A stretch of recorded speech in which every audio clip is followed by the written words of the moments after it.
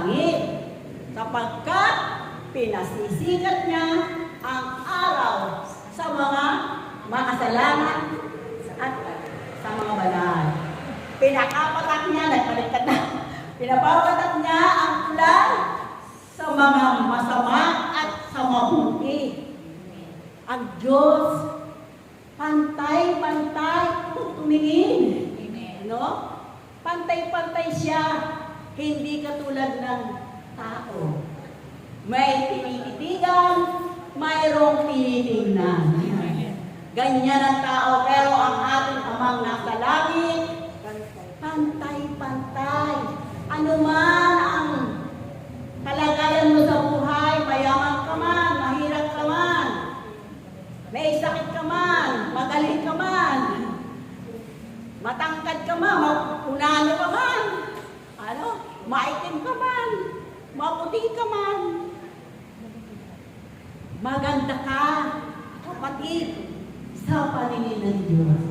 Kapagkat walang pangit sa ginawa ng ating Panginoon, lahat maganda sa Kanyang paningin. Amen? No? Palakpakan natin ang ating Panginoon. Ay, purihin natin ang ating Panginoon! Hallelujah! Praise God! Hallelujah! Ayan, purihin.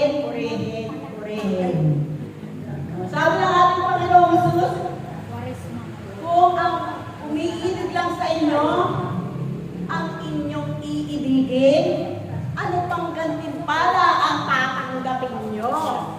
Sapagkat yan ay ginagawa din ng mga publikano, di ba? Sila rin. Hindi nga sila kasi, pinakikisamahan ng mga hentil. Kaya sila rin ang nagmamahalan, no? Sa kanilang mga buhay. Amen. Ganon din ang ginagawa ng mga Hudyo. Iniibig kung sino yung umiibig, kung sino ang iibigin. Pero wala kang makakagtang gantimpala sa ating Panginoong Amang nasa langit. Sinabi niya, kung ikaw ay ang babatiin mo lang, yung mga kapatid mo. Ano pang nagawa mo na higit sa iba? Ano yung nagawa mo higit sa iba? Ginagawa din yan ng mga hentil. No? Sila rin na nagbabatian. Hindi nila binabati. Sila rin. No? Kanya-kanya. Kanya-kanya ang nangyayari sa buhay. No? Walang usapan, hindi nakikipag-usap ang mga Hudyo sa mga hentil. No? Pero anong ginawa ng ating Panginoon? Binali niya yung mga kautusan na yan. Nakipag-usap siya sa isang Samaritana. Naalala niyo ba yun? Nang si Jesus ay nandoon sa balon ni Jacob. Dumating ang isang Samaritana at sumalot ng tubig. Sinabi ni Jesus sa kanya, painumin mo nga ako ng iyong tubig, ng iyong sinalo. Sumagot yung Samaritana, anong sabi? Bakit mo kinakausap? Hindi ba't bawal sa inyo na kausapin ang katulad ko, Samaritana? Bawal sa mga Hudyo ang makipag-usap sa mga hentil, sa mga Samaritano.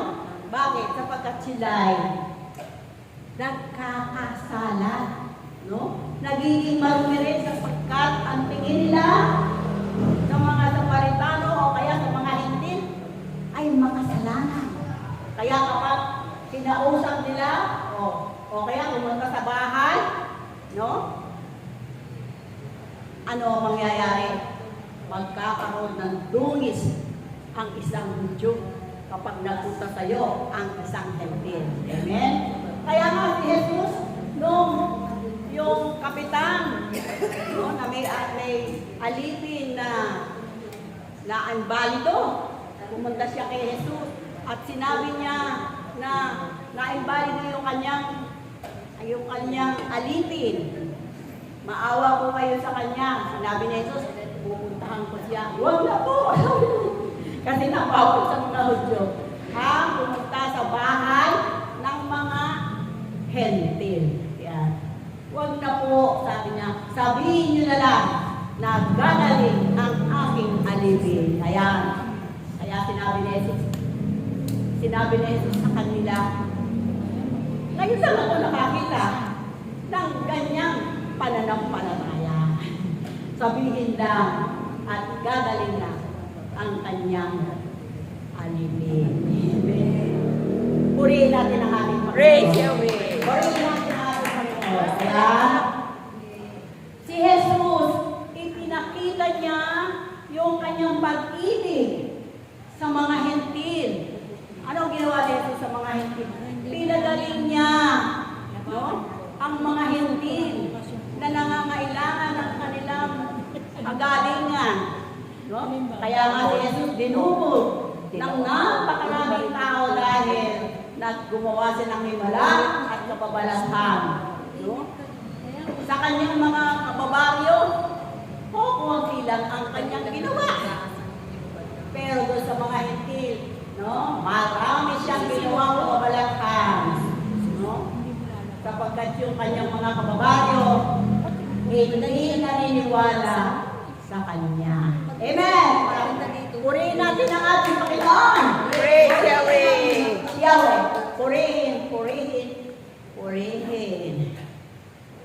Kaya nga si Jesus, pinag-isa niya ang mga Hudyo at mga Hentil. No? Pinag-isa niya, naging magsakapatid ang mga Hudyo at mga Hentil. Hindi ba? Tayo ay isa sa ating Panginoong Jesucristo. Si Jesus ang ating sinasamba. Sila man ay si Jesus din. Si Jesucristo din ang kanilang sinasamba. Kaya tayong lahat, no, pati mga Hudyo ay magkakapatid sa pananampalataya. Ganyan. Ang ginawa ng ating Panginoon, ipinakita niya yung kanyang pag-ibig sa mga tao. Pati buhay niya, inalay niya upang ang mga makasalanan katulad natin ay maligtas sa kasalanan. No? Yan ang dahilan ng ating Panginoong Jesus. Kaya siya naparito upang tayo ay iligtas sa kasalanan. Tayong mga makasalanan. Si Jesus nasa atin.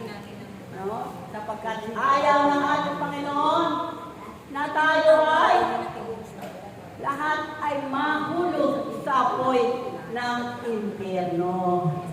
Ang gusto niya lahat, makasama niya doon sa kanyang kaharian, sa buhay na walang hanggan. Purihin natin ang ating Panginoon. Praise Yahweh. Purihin natin ang ating Panginoon. Amen. Kaya nga, para tayong maging ganap, sabi nga ng Panginoon, dapat kayong maging ganap upang dahil sa maging ganap tayo sa ating Panginoon, sa ating Amang nasa langit. Ano ba yung magiging ganap? Yung buhay na ganap at kasiyasiya na kasama ang ating Panginoon sa ating buhay. Buhay na ganap na ang buhay ay naaayon sa kalooban ng Diyos. Yan ang buhay na ganap. Gusto ng Diyos, maging ganap tayo. No, tayo ba'y ganap na? Hindi pa. Hindi pa. Pero, magagawa natin yan sa patuloy natin paglilingkod sa ating Panginoon. Diba sabi niya, huwag kayong umalis. Huwag kayong umalikod sa akin. No, sapagkat hindi ko kayo mababayaan.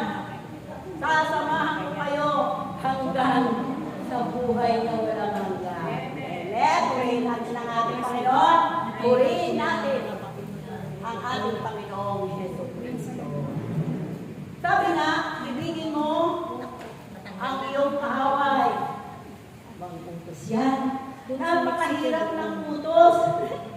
ba mga kapatid, mahirap ibigin ang kaaway.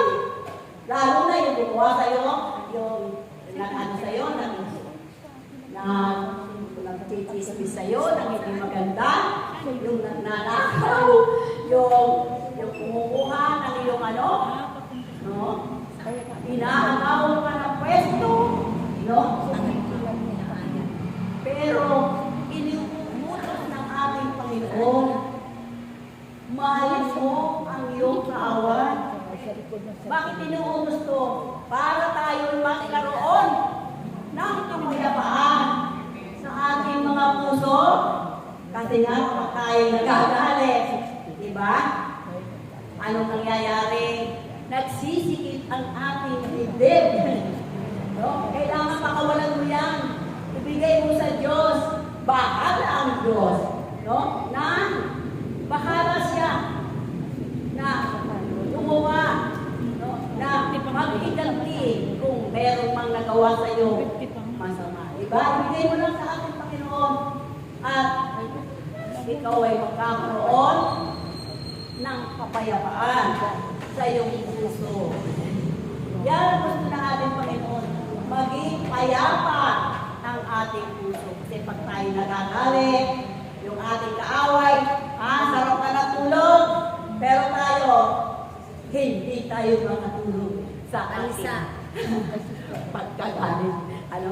Kaya nga, iyon ang inuutos ng ating Panginoon para din sa atin yun.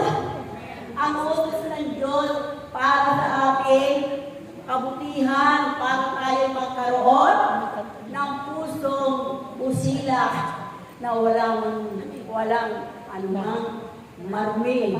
Amen? Palakpakan natin. Purihin natin ang ating Panginoon. Purihin, purihin, purihin. Ayan.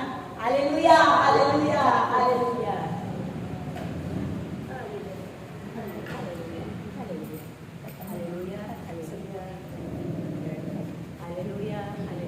Kaya't kayong lahat ay wag ninyong kaliligtaan lagi ang mga turo at aral ng Diyos.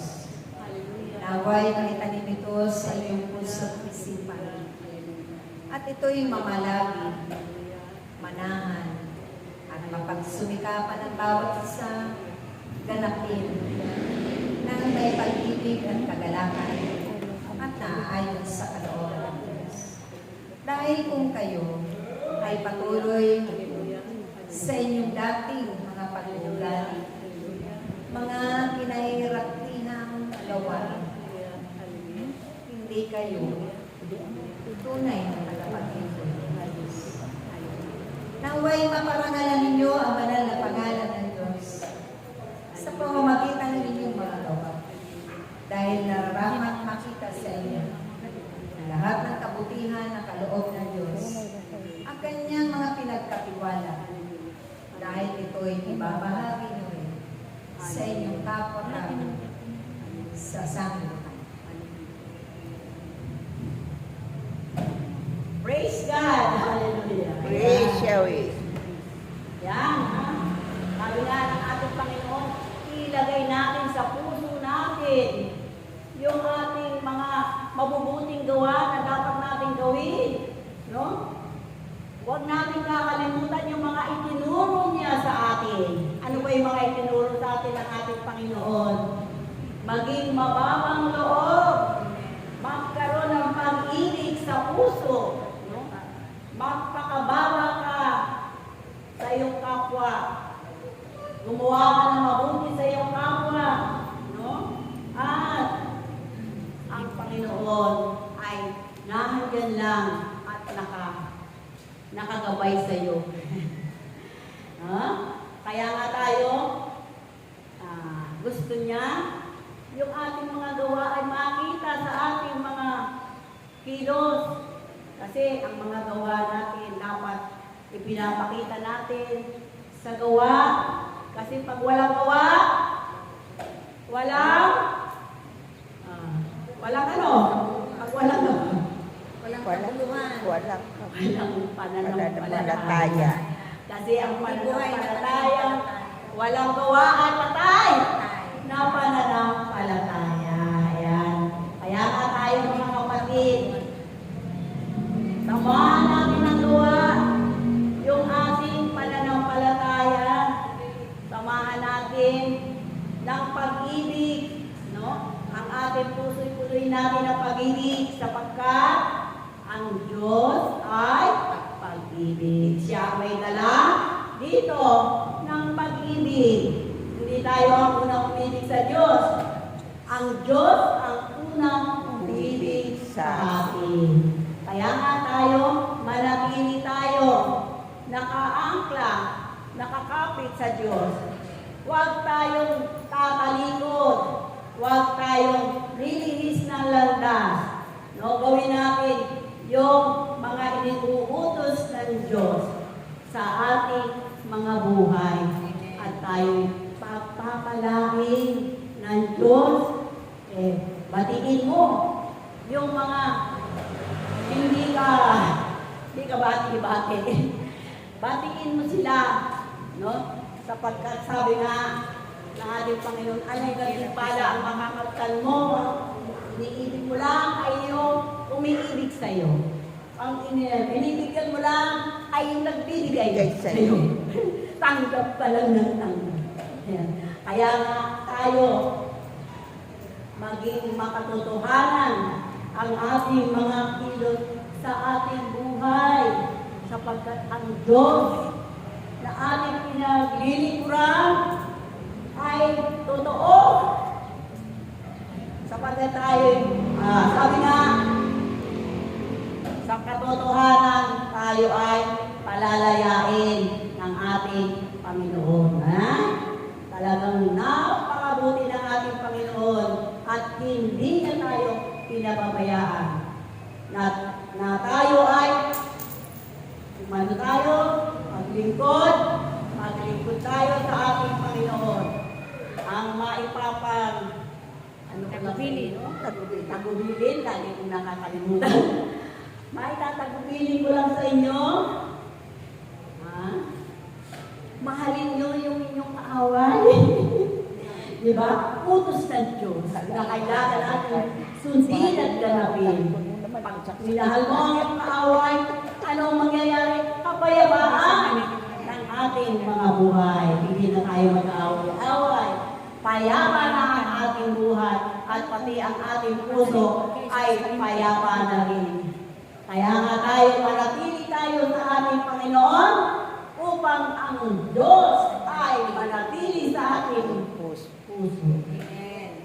Maglingkod tayo ng tapat hanggang wakas. Ang naglilingkod ng tapat hanggang wakas, ang siyang maliligtas. Amen.